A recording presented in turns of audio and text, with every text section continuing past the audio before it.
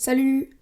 De 1861 à 1865 a lieu une terrible guerre aux États-Unis, la guerre de Sécession, qui est la guerre la plus meurtrière de l'histoire des États-Unis.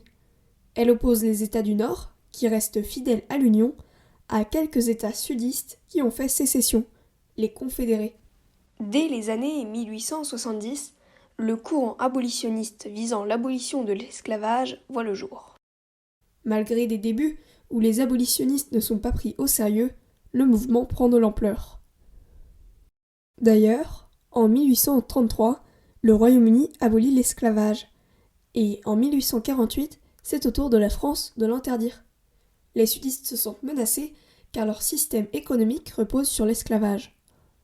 En effet, avant la guerre, la principale différence entre le Nord et le Sud est l'économie. Tandis que le Nord se développe, s'industrialise et pratique des tarifs douaniers élevés, le Sud reste ancré dans les traditions. Les États du Sud sont axés vers l'agriculture et l'exportation de coton. Ils ne possèdent en 1860 que 10% du potentiel industriel du pays. Ils sont très dépendants des esclaves noirs et défendent leur libre-échange.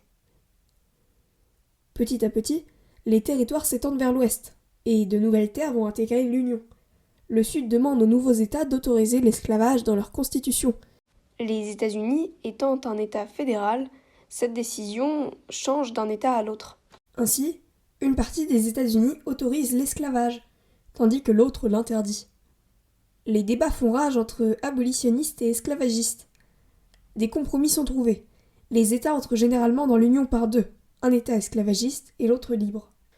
En 1854 est créé le Parti républicain, qui a pour objectif de limiter l'esclavage dans les nouveaux États et de maintenir l'Union.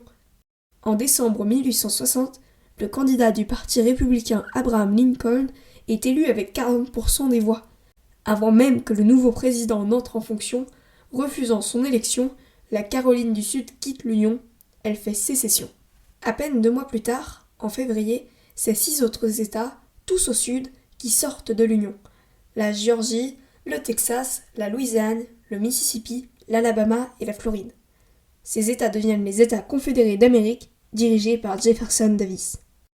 En avril 1861, les sudistes lancent les hostilités en attaquant un fort de l'Union situé en Caroline du Sud.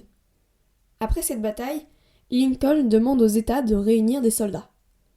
Ne voulant pas fournir de troupes à l'Union, 4 autres États, le Tennessee, l'Arkansas, la Virginie et la Caroline du Nord, font également sécession et rejoignent les Confédérés. La capitale des Confédérés est placée à Richmond, en Virginie. Faisons un point sur chaque camp. Tandis que le Nord possède 22 millions d'habitants, une marine puissante et un budget plus élevé que le Sud, les Confédérés, quant à eux, comptent seulement 9 millions d'habitants, dont 3,5 millions d'esclaves noirs. Dans chaque camp, des armées sont improvisées, mais le Nord part avec un avantage considérable, près de 2 fois plus d'hommes mobilisés. Si le Sud a résisté si longtemps avant la fin de la guerre, en 1865, c'est qu'il possède d'excellents généraux. Les États du Nord proposent d'encercler la Confédération avec un blocus maritime, afin de les couper du reste du monde. Ils veulent aussi prendre le contrôle du Mississippi afin de séparer le Sud en deux. Mais cette stratégie est difficile à mettre en place car le Nord ne possède pas assez de bateaux. De plus, le plan n'est pas très populaire car Lincoln préfère une attaque frontale. Le président de la Confédération, Jefferson Davis, quant à lui, doit simplement choisir entre défendre ses frontières ou mener lui aussi des attaques dans le Nord. Il choisit de prioriser la défense des frontières car conquérir le Nord est clairement au-dessus des forces du Sud. Leur objectif est de se battre jusqu'à épuisement des États fédérés ou jusqu'à l'intervention des puissances européennes. Dès la première grande bataille, Bull Run, l'armée sudiste dirigée par Robert Lee repousse les soldats de l'Union. Le Nord comprend qu'il ne sera pas si facile de battre les États confédérés. Robert Lee devient une légende dans le Sud. Tandis que les confédérés sont repoussés à l'Ouest, celui-ci enchaîne les victoires de 1861 à 1863 sur le front Est, alors qu'il est souvent en infériorité numérique.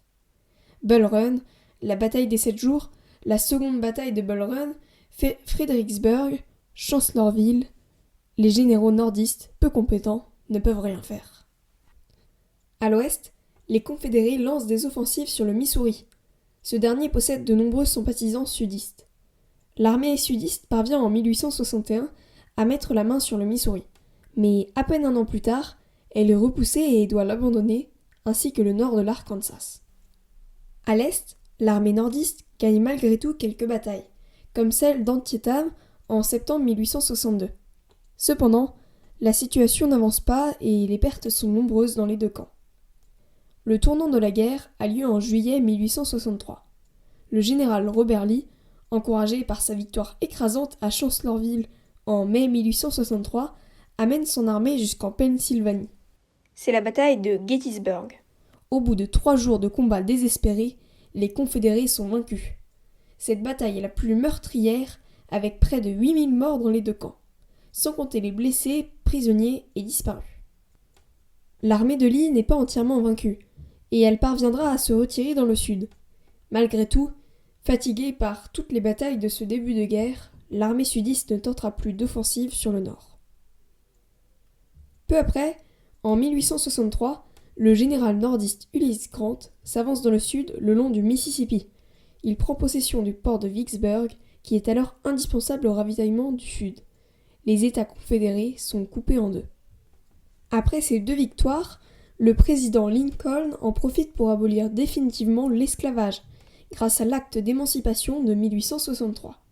Il change ainsi le statut de près de 3,5 millions d'esclaves noirs, qui obtiennent également le droit de vote. Tout le monde sait que la guerre va aboutir sur la victoire de l'Union. Pourtant, les forces sudistes résistent encore 2 ans. Fin 1864, le général nordiste Sherman s'avance alors dans le Tennessee et la Géorgie, prenant possession de nombreuses villes. Il remonte ensuite en Virginie jusqu'à la capitale Richmond. La fin de la guerre arrive finalement le 9 avril 1865, après la bataille d'Appomattox. Le général Ulysses Grant s'empare de Richmond et obtient la capitulation de Robert Lee. Les combats ne s'arrêtent que complètement le 26 avril 1865, après la reddition de toutes les autres armées sudistes. C'est la fin de la guerre de sécession, qui aura duré 4 ans et a fait plus de 600 000 morts et 500 000 blessés. Il y a également de nombreuses victimes chez les civils et les esclaves. Mais elle aura servi à régler une bonne fois pour toutes la question de l'esclavage. Malheureusement, Lincoln ne célébrera pas longtemps cette victoire, car il est assassiné le 14 avril 1865 dans un théâtre par un sympathisant de la Confédération. Le Sud est ruiné, et l'Union entreprend une reconstruction du territoire et la réintégration progressive des États dans l'Union. Malgré la libération des esclaves, ceux-ci restent persécutés dans le Sud. Des ligues suprémacistes blanches font leur apparition, comme le Ku Klux Klan, qui terrorise ces esclaves affranchis. En 1877 sont mises en place les lois Jim Crow, qui introduisent la ségrégation raciale aux États-Unis. La ségrégation ne prendra fin que dans les années 1970. Et voilà, j'espère que la vidéo vous a plu, et si c'est le cas, je vous invite à cliquer sur le pouce bleu et à vous abonner, ça me fait super plaisir. Et j'espère vous avoir appris des choses, et je vous dis à la prochaine.